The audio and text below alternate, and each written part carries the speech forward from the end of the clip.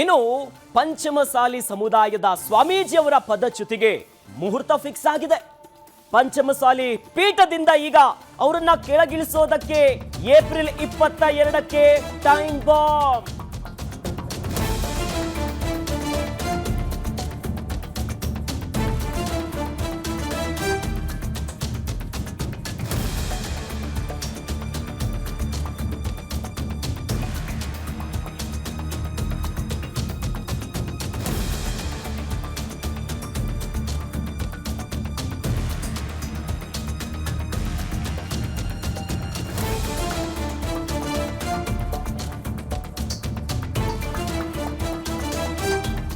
ಬಿಜೆಪಿಯ ಉಚ್ಚಾಟಿತ ಶಾಸಕ ಯತ್ನಾಳ್ ಅವರ ಪರ ಬ್ಯಾಟಿಂಗ್ ಮಾಡಿರುವಂತಹ ಪಂಚಮಸಾಲಿ ಪೀಠದ ಜಯಮೃತ್ಯುಂಜಯ ಶ್ರೀಗಳ ವಿಚಾರಕ್ಕೆ ಸಂಬಂಧಪಟ್ಟಂತೆ ಈಗ ಪಂಚಮಸಾಲಿ ಪೀಠದಿಂದ ಕೆಳಗಿಳಿಸಲು ಏಪ್ರಿಲ್ 22ಕ್ಕೆ ಟೈಮ್ ಬಾಂಬ್ ಫಿಕ್ಸ್ ಆಗಿದೆ.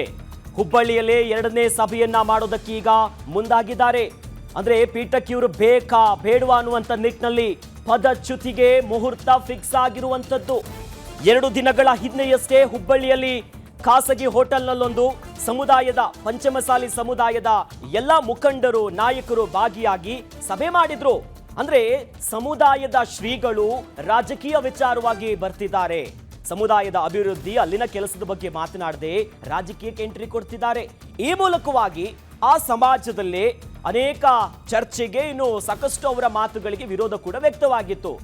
ಈ ವಿಚಾರಕ್ಕೆ ಸಂಬಂಧಪಟ್ಟಂತೆ ಈಗ ಮತ್ತೊಂದು ಸಭೆ ಮಾಡೋದಕ್ಕೆ ಮುಂದಾಗಿದ್ದಾರೆ. ಅಖಿಲ ಭಾರತ ಲಿಂಗಾಯತ ಪಂಚಮಸಾಲಿ ಟ್ರಸ್ಟ್ನಿಂದ ಸಭೆಗೆ ಮುಂದಾಗಿದ್ದಾರೆ. ಸಭೆಯಲ್ಲಿ 1 ವಾರದ ಡೆಡ್ಲೈನ್ ಅನ್ನ ನೀಡಿದ್ರು ಟ್ರಸ್ಟಿನ ಮುಖಂಡರು.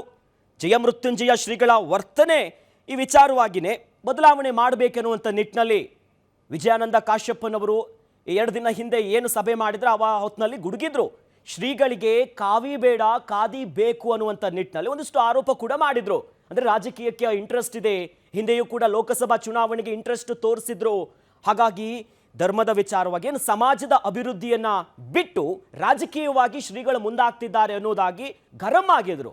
ಹಾಗಾಗಿ ಬದಲಾವಣೆಗೆ ಈಗ ಸಾಕಷ್ಟು ಚರ್ಚೆಗೆ ಕಾರಣ ಆಗ್ತಿದೆ.